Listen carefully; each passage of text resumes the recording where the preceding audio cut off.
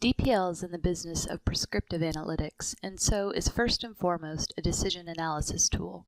With the explosion of big data, we couldn't help but be intrigued by the notion of pairing DPL's robust decision analytic tools with data mining capabilities.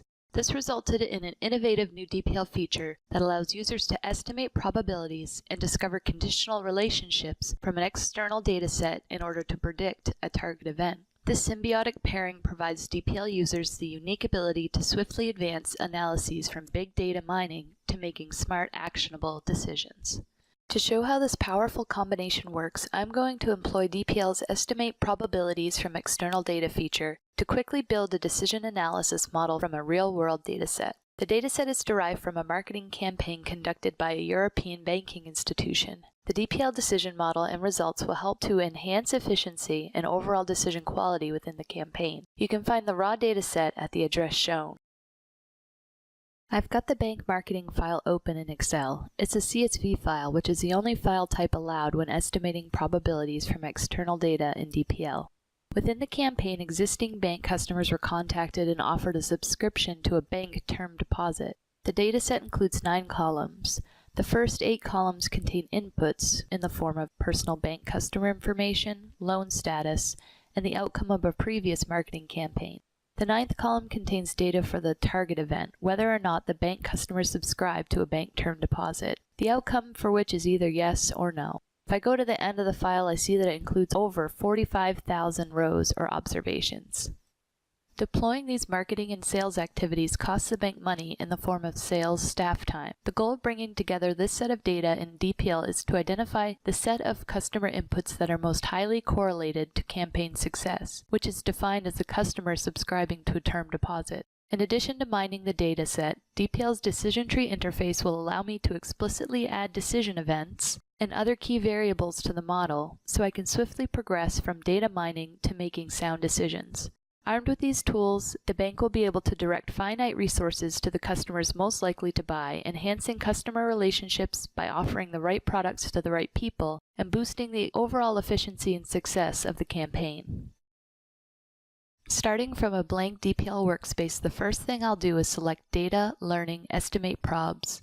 The Estimate Probabilities dialog lets me choose the external dataset I want to estimate probabilities for and provides options for creating the resulting nodes, probabilities, influence arcs, and conducting tests.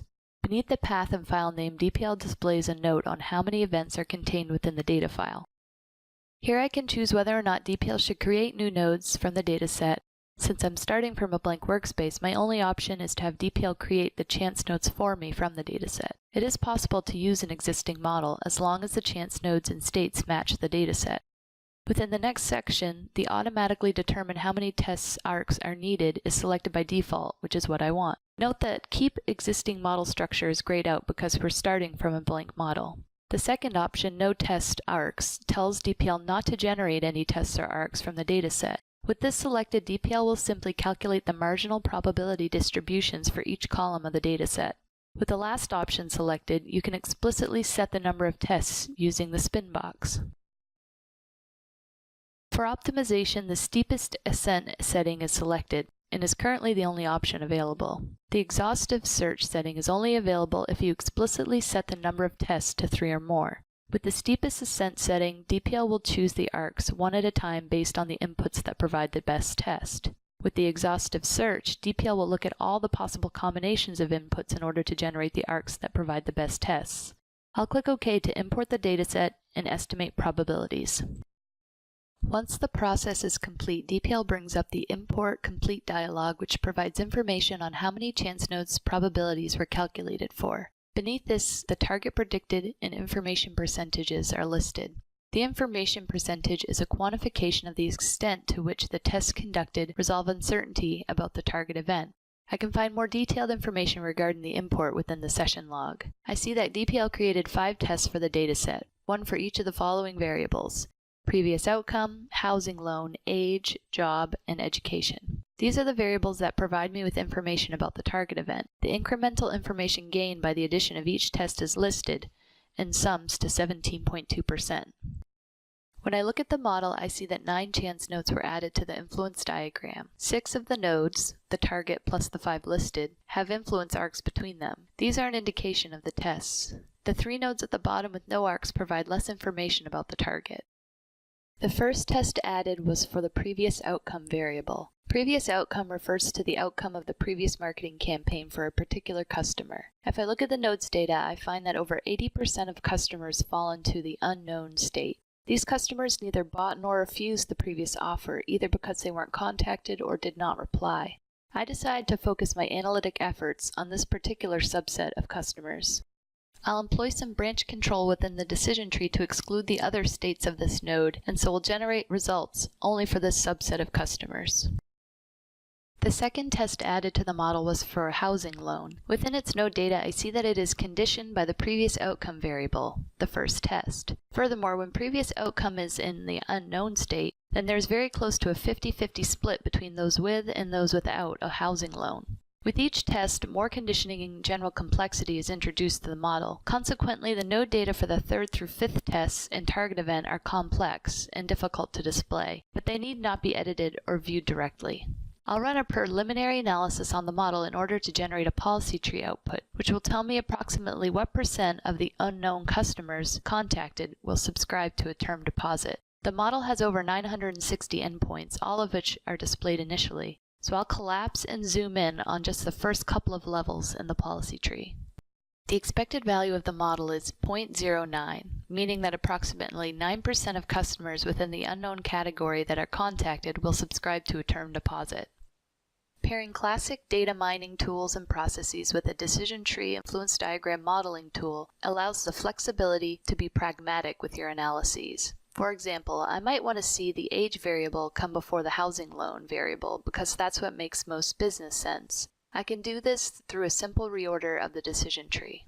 Recall that an arc went from the housing loan node to the age node, and now these variables are reversed in the decision tree. Through a technique called Bayesian Revision, DPL will automatically flip the arcs in order to calculate the probabilities correctly within the rolled back tree. I'm also going to make my decision tree and resulting policy tree output more concise by removing the job and education nodes from the tree, since they've been found to be less consequential.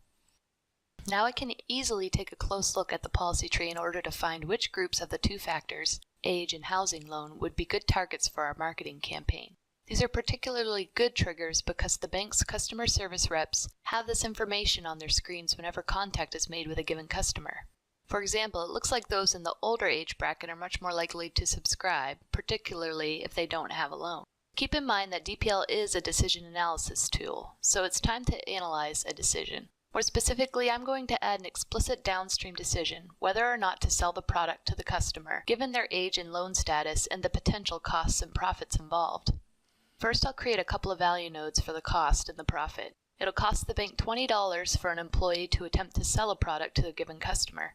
If a given customer subscribes to the term deposit, the bank will see a $150 profit. Now I'll add the decision. I'm going to add the decision after the age and housing load nodes in the tree because these are the 2 variables that we can observe for each customer contacted prior to deciding whether or not we should attempt to sell the product. Now I'll modify the getPay expressions in the tree to indicate at what point the marketing costs and profit values are paid and received. This decision tree can be thought of as a representation of a single customer CSR interaction within the campaign. But the goal of the decision analysis is to reveal an optimal decision policy that can be applied to all customers contacted, or at least those that fall within the unknown state. So I'll run one last decision analysis in order to get a clearer picture of what the optimal decision policy is. The policy tree output shows that there are a couple of scenarios in which CSRs should attempt to sell the term deposit. Young customers who don't have a housing loan and older customers, regardless of housing loan outcome, are most likely to subscribe to the product. The banking institution could leverage this policy by flagging the subset of customers that fit this particular criteria within their customer management system.